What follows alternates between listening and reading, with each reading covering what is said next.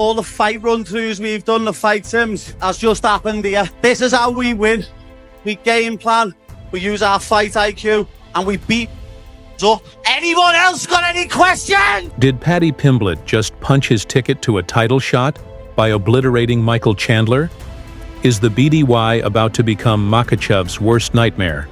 And did Conor McGregor just lose $500,000 betting against the wrong Scouser Paddy though? Paddy Pimblett has just sent shockwaves through the UFC with a performance that nobody except maybe Tom Aspinall saw coming. What's up everyone, it's the one and only notorious D-O-double-G. Want to wish you all a great fight night tonight and come through with my bet for the night. The fight I'm interested in, Michael Chandler versus Paddy Pimblett. I'm going to go with Michael Chandler to win and win by KO. Although Paddy's improved in his last few outings, I still fancy Chandler to do it. Let's go, boys. The co-main event at UFC 314 was supposed to be Michael Chandler's return to glory. Instead, it became Paddy Pimblett's coronation as a legitimate title contender. The proud Scouser blasted through Iron Mike in what started as a competitive affair, but ended with a nasty ground-and-pound TKO finish in the third round.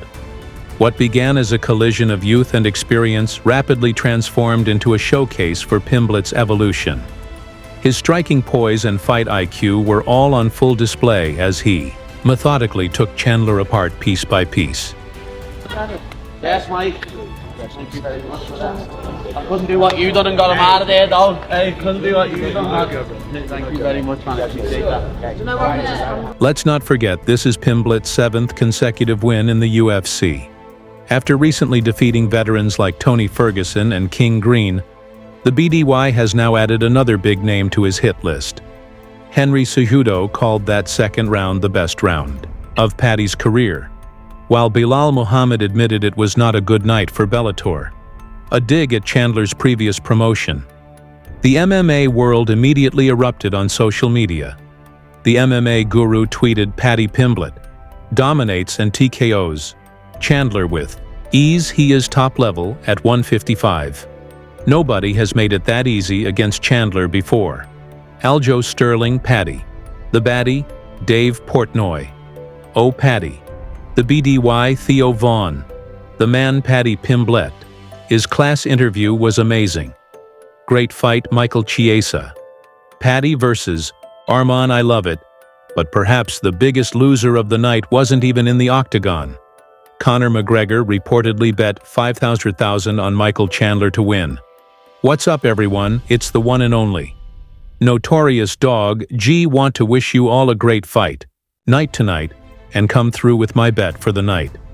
The fight I'm interested in: Michael Chandler versus Paddy Pimblett. I'm going to go with Michael Chandler to win and win by KO. Although Paddy's improved in his last few outings, I still fancy Chandler to do it. Let's go, boys. What's up everyone, it's the one and only notorious D-O-double-G. Want to wish you all a great fight night tonight and come through with my bet for the night. The fight I'm interested in, Michael Chandler versus Paddy Pimblett. I'm going to go with Michael Chandler to win and win by KO. Although Paddy's improved in his last few outings, I still fancy Chandler to do it. Let's go, boys. $500,000 down the drain. Maybe Conor should stick to fighting rather than gambling. But what really has the MMA world buzzing is what happened after the fight. Pimblett used his post-fight interview to call out every top contender in the division, including the champion Islam Makhachev. I want that world title, he said without hesitation. And he didn't stop there.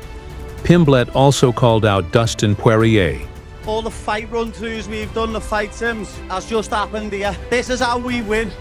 We game plan, we use our fight IQ, and we beat up. Anyone else got any questions? I'm ranked 7 in the world now. I've just absolutely obliterated Michael Chandler, who has fought the who's who of the lightweight division and had close fights with them. Yeah, he got the first takedown, he did, and I'm disappointed in myself for getting took down, but he didn't do nothing with it, he just held me there. I got back up. These are all names etched in the history of the lightweight division. Names people recognize and love. So beating them would be boss. When specifically asked about Charles Oliveira, Pimblett made his preference clear.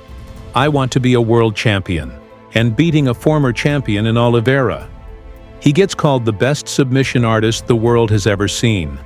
So I'd love to go up against that because I think I've got better submissions than him. Amazingly, Islam Makhachev may have predicted this moment last year. After Pimblett's submission win over King Green at UFC 304, the champion said a fight between them could happen under one condition. When he deserve, why not if he win his next couple match? And when he's going to be like top 10, why not? Because I don't have some exciting fight in my division. It was Paddy.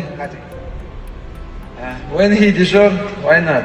If he won the next couple match and when he's gonna be like top 10, why not? Because I don't have some excited fight in my division. We need some new name. What did you think of his performance? Did you see that submission? Yeah, I see how he finished Bobby. King. King. Oh, sorry, man. Yeah, it's good performance.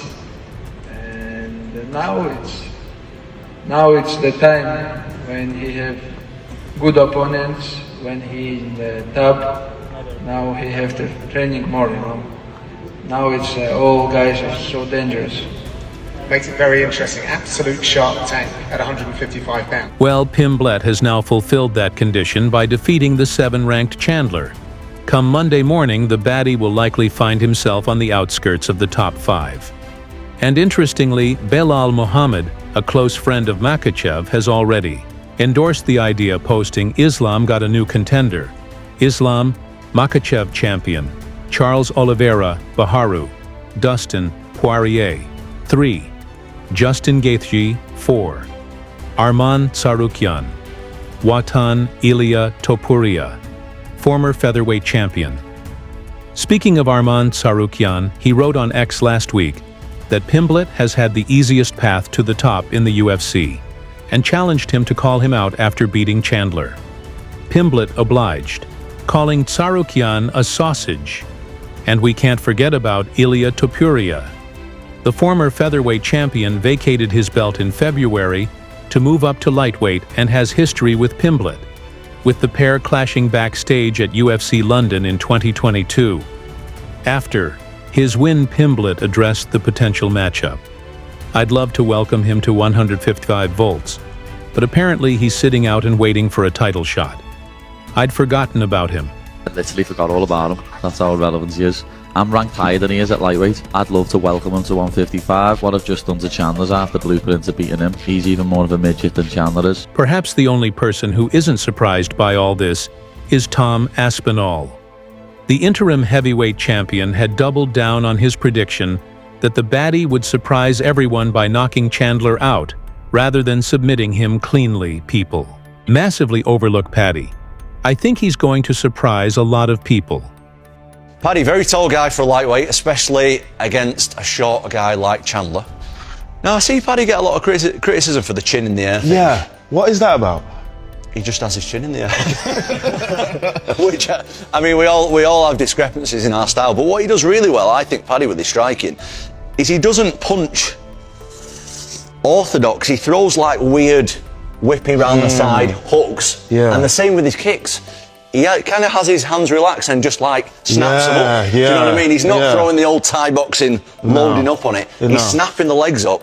And the thing is with Paddy, we won't go too much into it today because I don't want to get slammed. But he's so flexible, so mobile in his hips that as soon as he gets into like a clinching kind of situation, he can throw up them flying triangles. And something else with Paddy as well is he'll throw kicks because he doesn't mind getting taken down. Okay. Do you know, like, he doesn't mind. If someone catches his leg, he's not bothered. Yeah. He's happy to go on his back. Wow. Which is that's a beautiful spot to be in when you're throwing strikes, you know what I mean? If you're not bothered about getting taken down, it's a great spot to be in. But I think ultimately, Paddy's really difficult to prepare for because he's so unorthodox. By the time Pimblett was pounding Chandler into the canvas, surprise had turned to disbelief.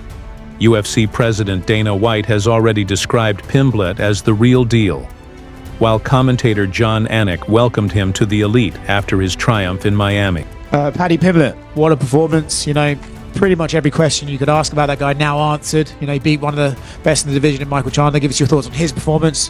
What do we do with Chandler now and everything about that fight? Yeah, people keep counting him out, but he keeps looking better and better and better every time he shows up. Yeah, Paddy Pimblett showed tonight that he is the real deal.